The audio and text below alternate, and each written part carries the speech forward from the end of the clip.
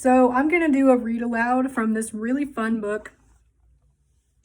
It is called Prehistoric Masters of Literature, Jurassic Classics, and it's described as, says, discover literary history with a prehistoric twist. So this book covers William Shakespeare, the Bronte sisters, Charles Dickens, Jane Austen, Edgar Allan Poe, and Mark Twain, and they give them all dinosaur names and dinosaur things. It's really fun. So I'm going to read the introduction to the book, and then I'm going to read the part on Edgar Allan Poe, because I think that one's really fun. So I'll show you the pictures, and I'll read. Welcome to Jurassic Classics. You're invited to discover the ancient tales dinosaurs once devoured millions of years ago when the world was fiercer but no less literary place. Jurassic Classics are stories that have been enjoyed by both cold-blooded and warm-blooded readers for eons. They include dinosaur dramas, prehistoric poems, and timeless fossils of fiction. Many of these masterpieces are still studied by scholars today. They're sure to leave you hungry for more. And then on the bookshelf over here, you've got War and Peace, Treasure Island, Adventures of Huck Finn. Really fun. So I'm going to turn the page and find Edgar Allan Poe. They give him a fun dinosaur name. Oh, here he is. Okay, so this is Edgar Allan Terrordactyl. Edgar Allan Terrordactyl. The world's first goth. All right. Edgar Allan Terrordactyl used his literary talents to write peculiar poems, spooky short stories, and a nightmarish novel. He only wrote one novel. Here's his little picture of him as a pterodactyl. Descriptions of Edgar Allan Terrordactyl's physical appearance are numerous. Many ancient scholars spoke of the author's dark, hypnotic eyes and unruly hair, which was the color of the midnight sky. Such accounts make the author sound like a creature from one of his own tales of terror. Edgar Allan Terrordactyl's life was not an easy one. His parents died when he was just a hatchling. After their death, the young dinosaur was taken under the wings of a wealthy pair of pterodactyls, but he did not fit in with his new family's nest. Even after achieving literary fame, the author struggled to feed himself and was often reduced to scavenging. Still, Terrordactyl always found solace soaring above the treetops. The author delighted in swooping down on unsuspecting jungle creatures and dreamt up his scariest stories during long flights. Edgar Allan Terrordactyl swooping down on unsuspecting jungle creatures. Crunching the code.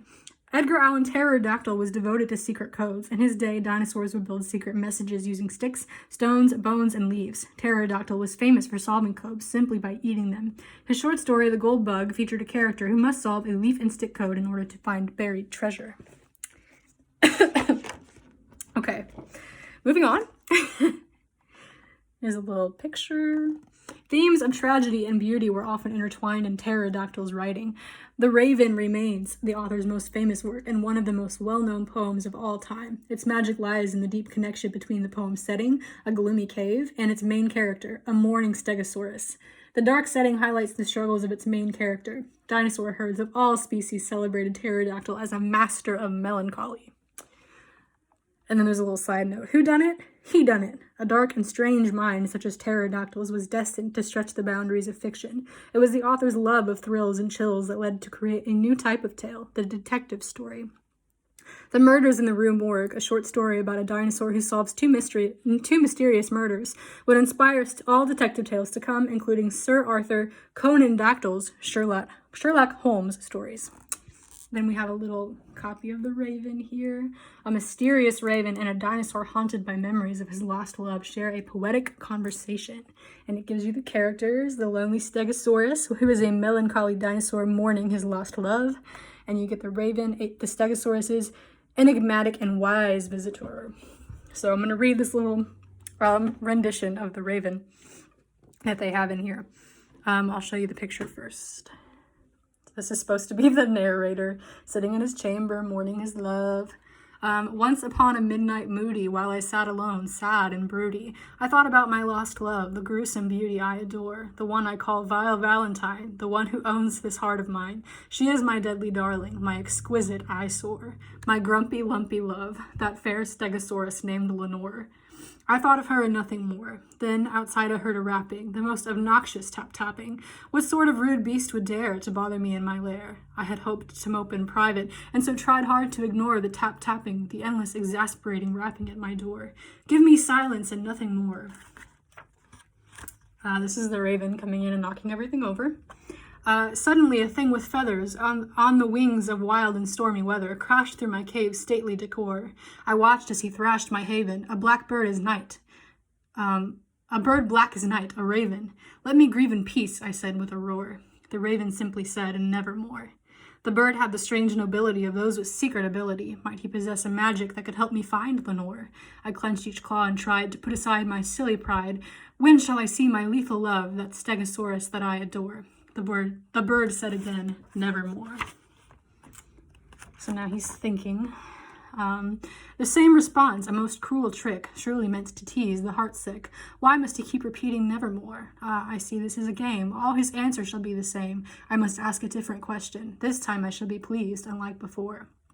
Dear Raven, will my sad days continue? I asked with a rumbling roar. The raven smiled and said, evermore.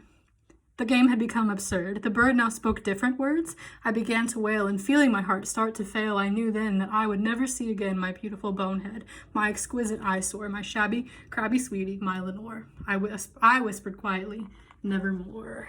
So that is the silly dinosaur version of the raven that they have redone. So then this book is cool because it gives you actual Edgar Allan Poe now, even though he's as a cartoon, but it tells you about his real life. It gives you his birth and death dates. He is a kindred, like his kindred pterodactyl spirit. Okay, so the pterodactyl is still real, it's just not the same person. American writer Edgar Allan Poe wrote countless poems and short stories, inventing entire genres of literature. He was also an editor and critic, and millions of years after his Jurassic brother roamed the literary landscape, he discovered new depths to the art of melancholy.